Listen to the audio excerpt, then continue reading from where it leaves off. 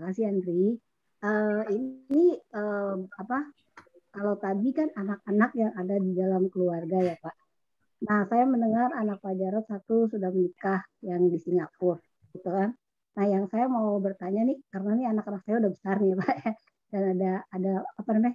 Ada satu kejadian bukan dari keluarga kami, tapi ada satu kejadian apa namanya? Pihak luar itu misalnya apa anak kita perempuan gitu ya. Terus masuklah laki-laki atau anak kita laki-laki masuklah si perempuan. Nah, perempuan ini menjadi batu sandungan bagi keluarganya, keluarga suaminya. Kenapa? Karena mereka nggak ada masalah sebenarnya waktu masih bersama. Tapi ketika masuk orang lain di dalam keluarga, itu membuat satu tanda kutip tuh masalah gitu. Masalah tentang apa? Masalah tentang kebijakan gitu. Bagaimana kita menerapkan kebijakan. Artinya gini, apa-apa ditaruh di rumah kita kayak gitu kan. Berarti kan mesti ada satu kebijakan melegakan hati gitu. Apalagi misalnya ada sesuatu yang harus ditandatangani gitu berurusan dengan hukum. Itu selalu pikiran pasangannya adalah wah satu hal yang negatif gitu loh. Jadi selalu dipikirkan dari segi negatifnya. Nah, pertanyaan saya bagaimana cara kita sebagai orang tua lawan pasangan kita untuk menjadi bijak dalam mengkomunikasikan dengan pasangan anak kita supaya tidak terbentur satu pertengkaran. Karena ini banyak kali terjadi pertengkaran sehingga tadinya yang keluarga baik-baik menjadi renggang. Itu gimana Pak? Berarti ini anaknya sudah menikah dong ya? Ya, anaknya baru menikah. Kemudian mertuanya merasa bahwa pasangan anaknya ini kok kayak ingin memanfaatkan gitu loh. Okay. Ingin memanfaatkan situasi dan keadaan keluarga gitu. Ya. Kayak gitu. Nah, kalau anaknya sudah menikah, maka sebenarnya kita perlu belajar melepas ya. Bahkan sebenarnya ketika anak mulai kuliah itu, kalau anak saya dulu 3 SMP sekolah ke luar negeri, yang nomor 1, nomor 2, yang nomor 3 kuliah baru ke luar negeri.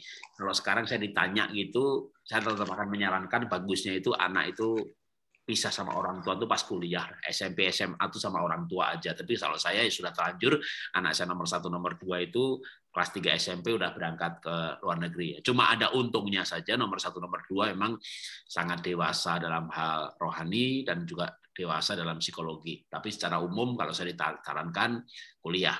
Bahkan kalau bisa memang benar-benar waktu kuliah itu seandainya satu kota gitu ya memang repot ya. Tapi kalau bisa luar kota, bisa in the cost bareng itu kayak persiapan untuk kan begini. Didik anak itu tujuan akhirnya kan supaya anak bisa dewasa dan mati betul-betul kalau sampai misalnya kita dipanggil Tuhan yang mereka hidup bisa cari makan sendiri, bisa menyelesaikan masalah. Nah, maka titiknya di mana kita bisa melepas mereka? Ya harusnya titik awalnya itu begitu mereka menikah. Maka sebenarnya begitu mereka sebelum menikah, pacaran, sudah mulai kuliah, selesai kuliah mulai kerja mulai kos, itu sebenarnya kayak udah bertahap kita memberi kesempatan mereka hidup terpisah gitu ya, untuk mereka bisa mengambil keputusan terhadap masalah-masalah yang mereka hadapi. Tapi kalau mereka belum menikah, ketika ada masalah-masalah yang mereka hadapi, mereka masih bisa konsultasi dengan kita dan kita memberikan saran. Nah, kalau sudah menikah, malah saya tuh bilang begini sama anak saya. Kalau kamu ada masalah sama pasangan kamu nggak usah cerita ya sama papa mama. Kamu pasti sanggup menghadapi. Nanti ceritanya kalau udah selesai aja boleh. Kalau nggak cerita juga nggak apa-apa. Tapi kalau udah cerita kalau udah selesai, udah menang, udah dapat solusinya, baru cerita ya nggak apa-apa. Gitu ya. Tapi kalau mau cerita yang lain-lain aja. Jadi saya malah mengharapkan anak jangan dikit-dikit nanya gitu ya. Karena nanya itu kadang juga pintu gerbang intervensi. Bukan berarti kita sangat dengan anak sangat akrab, sangat dekat. Tapi saya mau mencoba untuk menjaga jarak dalam hal tidak mengintervensi. Nah, intervensi itu apa? Misalnya tadi anak mulai menikah, ya, ada orang lain kan masuk, mereka udah suami istri. Nah pasti tuh nanti ada masalah, mau duitnya buat apa, tabungan mereka buat apa, mau investasi, mau ngambil kuliah S2, punya anak dulu apa tidak, buat beli, kalau anak saya di Singapura nih, mau beli apartemen dulu atau mau beli untuk ngambil S2 dulu dan sebagainya. Udah, itu saya betul-betul kamu nak yang mengambil keputusan. Ya papa sih punya pendapat begini, mama tentu berbeda, atau kalau papanya dia gimana? Malah kita selalu tanya, kalau kamu mau yakin itu dari Tuhan, ya harusnya orang tua dan mertua setuju, tapi itu kamu udah nggak perlu lagi persetujuan orang tua. Jadi kita mencoba untuk kalau namanya anak sudah menikah itu mereka harus mengambil keputusan sendiri. Misalnya nanti dengan keputusan itu dia punya investasi berapa ratus juta atau miliar, ternyata rugi. Ya orang kan butuh rugi juga, orang butuh pengalaman gagal, pengalaman rugi, sampai nanti dia betul-betul tahu mana. Memang kalau bisa dia nggak usah ngalamin dulu gitu ya. Tapi kan sebenarnya kan nggak bisa ya. Kayak misalnya saya sendiri kan, saya pernah ditipu soal tanah, saya pernah ditipu kongsian, saya pernah bangkrut yang belum lama ini ya, 2019 140 miliar habis, lalu stok saya senilai 128, tahun ini pun rugi lagi hanya 222, rugi 100 miliar lagi gitu ya. Kan saya juga nggak bisa mencegah anak saya untuk terhindar dari kerugian. Memang saya berdoa jangan sampai ngalamin gitu ya, tapi juga nggak menjamin kan. Jadi menurut saya kalau misalnya saya punya perasaan, punya feeling nih, wah ini kayak anak bakal salah nih, bisa rugi nih. Betul nggak feeling saya? Ya apa tidak? Buktinya gimana? Ya kalau nggak dicoba nggak pernah terbukti. Nah paling kita begini, nah kalau kamu punya duit misalnya 5 miliar, dan itu peluang bisnis bagus banget. Kamu bisa untung sebulan sekian persen. Tapi namanya bagus itu, makin bagus untungnya, biasanya juga kemungkinan ruginya juga tinggi. Ya paling saya bisa kasih saran misalnya begini, ya kamu jangan terlalu berani kayak papa. Ya kalau papa ini punya 100 nyemplungin semuanya, ya memang yang pribadi nggak dicemplungin, dalam arti rumah, aset pribadi, istri saya memang nggak boleh. Tapi yang waktu itu di kas perusahaan cemplungin semuanya. 200 miliar cemplungin misalnya rugi, ya rugi habis, nggak punya tabungan lagi gitu ya. Nah paling saya bisa kasih nasihat sama anak itu, walaupun kamu yakin banget, bagus banget, udah paling tinggi 40% lah gitu. Saya hebat-hebatnya lagi 60% lah.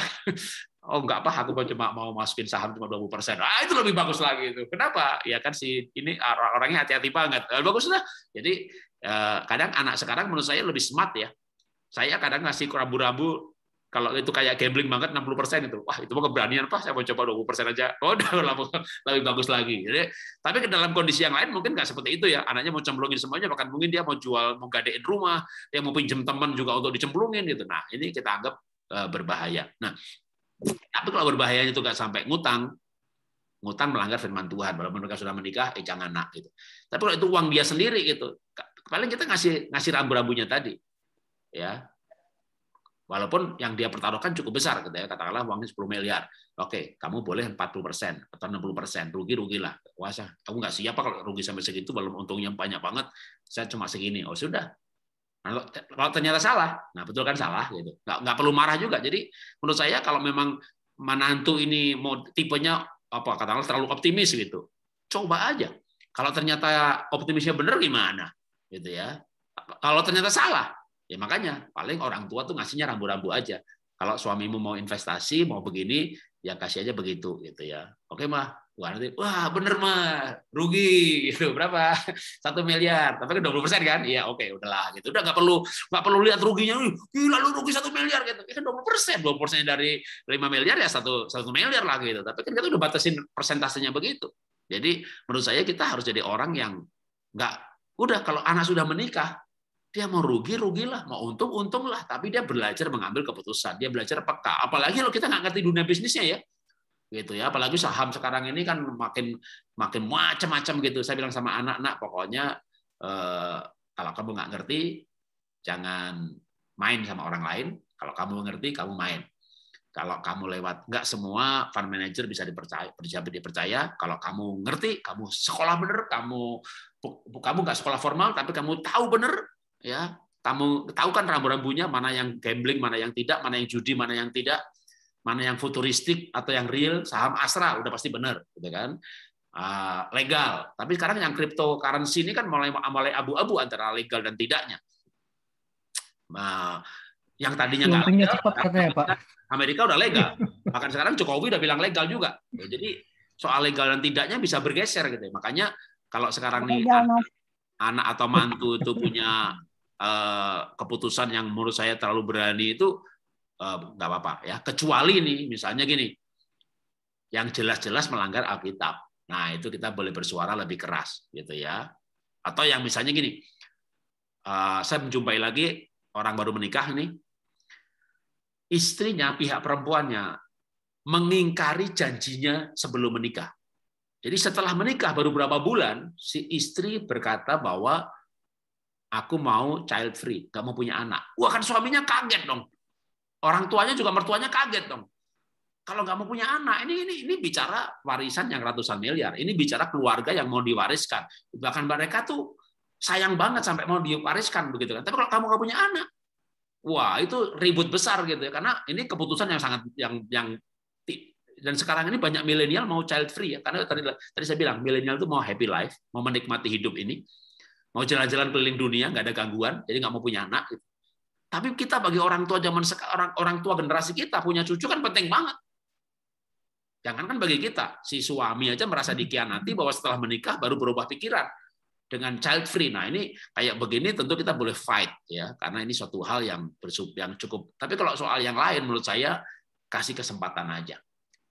Ya kalau itu bukan berupa dosa gitu ya, soal sikap terhadap masalah gitu ya, sikap terhadap keuangan, karena mereka akan menjadi dewasa dengan salah. Jadi bahkan sebelum menikah ya anak-anak kita juga dalam hal yang kasus yang lain kita harus memberikan kesempatan anak itu untuk melakukan kesalahan, memberikan anak kesempatan untuk gagal. Bahkan anak saya nomor 1 ranking 1 terus, juara terus. Wah saya pikir bahaya nih, nanti kalau dia nggak juara bisa bunuh diri nih. Kayak orang di Jepang ranking 1 terus, ranking 3 bunuh diri.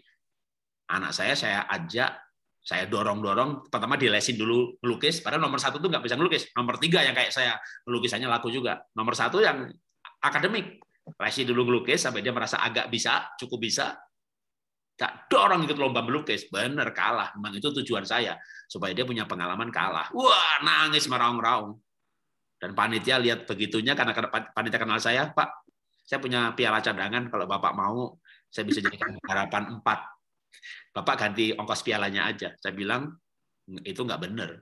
Memang saya mau anak saya mengalami pengalaman gagal. Jadi kita harus latih anak kita punya pengalaman gagal.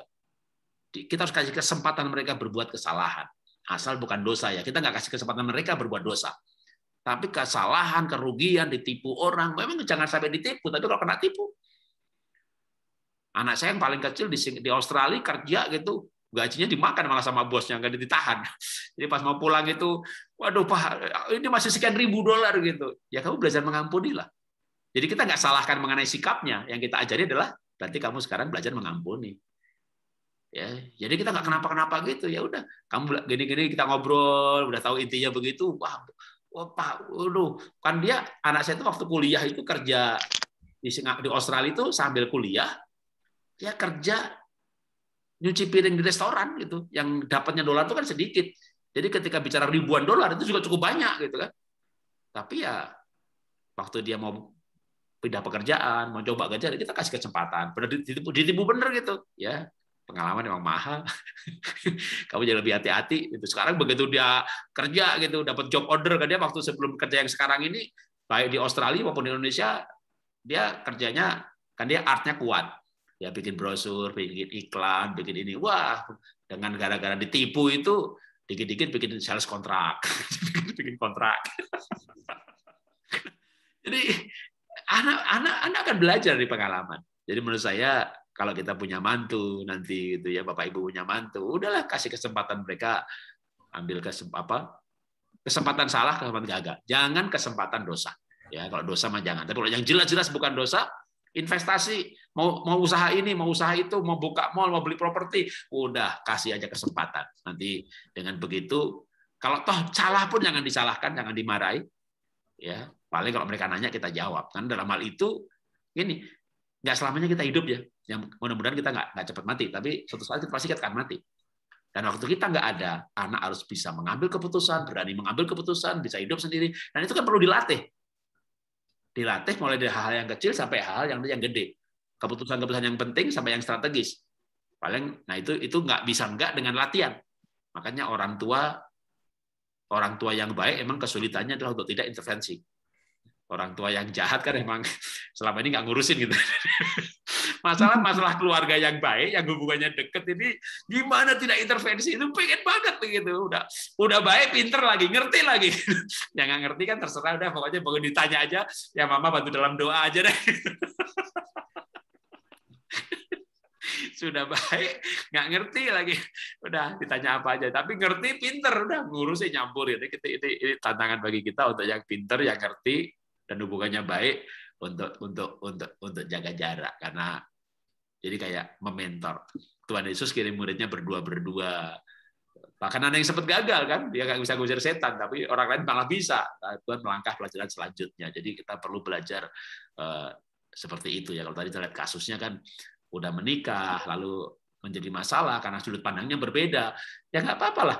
Suami istri aja pandangnya berbeda, apalagi mantu itu kan, terhadap keuangan, terhadap masalah. Udah kalau cuma perbedaan sudut pandang, udah biar mereka aja jalani hidupnya itu, ya kita pantau saja. Nanti kalau udah benar-benar kejadian hasilnya apa, juga udah jangan menyalahkan aja. Kita diskusi aja, karena mereka sudah sebuah keluarga tersendiri yang harus mengambil keputusan. Kalau itu berupa moral, berupa dosa, hal-hal yang cukup penting, nah kita boleh fight. Yang tidak, biarkan mereka berdiskusi aja. Bahkan mungkin kalau mereka tanya kita gitu, ya kamu putusin, kamu diskusi. Ya aku udah sih, menurut dia begini. Aku jadi ragu-ragu. Sekarang keputusan ada di tanganku. Aku pengen mendapat papa mama gitu. Nah kalau mereka udah, tapi kalau dia belum diskusi sama suaminya, pendapat suaminya bagaimana belum tahu gitu. Kita berpendapat, nanti pendapat kita diadu sama suaminya, jadi repot. Kita intervensi namanya. Jadi kalau anak nanya, kamu udah ngomong suami belum? Udah ngomong istri belum? Belum. Kamu ngomong dulu.